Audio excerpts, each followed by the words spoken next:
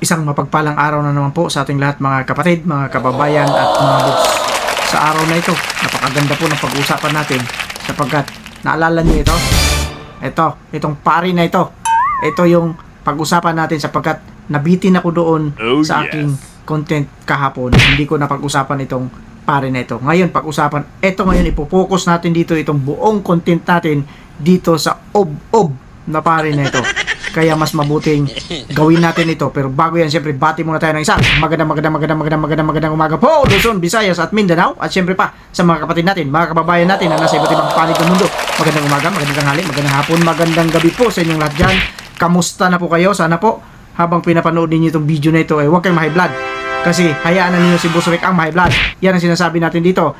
Kaya kung gusto ninyong ma-high blood, pero sinasabi ko wag pa rin kayo ma-high blood. Pag-usapan natin ito kasi hindi ko alam kung ano ang nasa utak nitong ob-ob na pare na ito.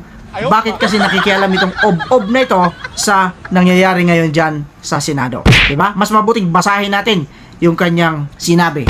Ito yun.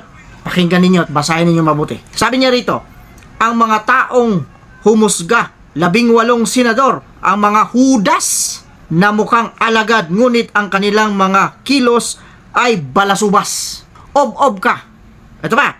Sila ang mga Pilato na may kapangyarihan bilang hari ng saligang batas ngunit ginamit ang poder. Naghugas ng kamay upang imbes ang hari ng katotohanan ang bigyan laya, pinili ang kamatayan at si Barabas. Yun ang sinabi niya. Ang pangalan nito ay si Father Flavie Villanueva. Father Flavie Villanueva. Ob-ob ka. Bakit nakikialam ka? So, ibig sabihin, yung 18 senador, mga hudas pala yun. Ang tanong ko sa'yo ganito, paanong nanalo yan dyan sa Senado na sinasabi mo palang hudas ito? Ang alam ko sa hudas, ito yung mga taong mga walang kwenta, walang silbi sa lipunan. Ito yung mga taong mga salot sa lipunan. Kaya nga tinatawag nila hudas, di ba? Nababasa ninyo yan sa mga jeep, sa sasakyan? God knows who does not pay. Yan. Kaya nilalagay yan sapagkat pag hindi ka magbayad, hudas ka. Ito yon sinasabi ni Father, paring ob-ob, na hindi ko alam kung anong kinain ito. Pero, alam ba ninyo, na itong mga pari na ito, nakagaya nitong si Father Flavie Villanueva, yung mga sinasabi niya, bumabalik din sa kanya. Ang tanong ko sa iyo, Father, ganito, kung hudas yung mga senator, kamusta yung pagluhod-luhod mo dyan sa mga revolto mo? Kamusta yung mga ginagawa ninyong pagganong-ganon doon sa mga kiling-kiling? Kamusta yung mga holy water ninyo? Di ba negosyo yan? Kamusta yung mga patay ninyo na winiwisikan lang ninyo ng tubig? Pera na. Kamusta yung iniimbita kayo doon sa mga sementeryo at kunting ganong-ganon lang? Pera na. Kamusta yun? Hindi ba gawain ng mga hudas yun?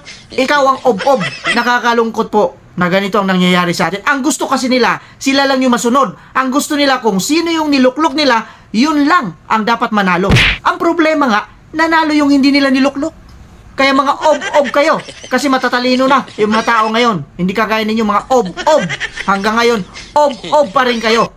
Mga vloggers, mga ob-ob din kayo. Eto yung pinagmamalaki ninyo. Ha? Isang paring katoliko na tinawag ng mga hudas, yung mga 18 senador na ayaw pumayag na magsimula ang paglilitis sa impeachment trial dyan sa Senado at gusto na ipabalik doon. Mga ob-ob kasi kayo, hindi nyo naintindihan. Pero, halimbawa, kung baliktad ang nangyari, yung 18, yun yung may gusto ng impeachment trial at yung 5 ang may ayaw, natural, hindi lalabas itong ob-ob na ito.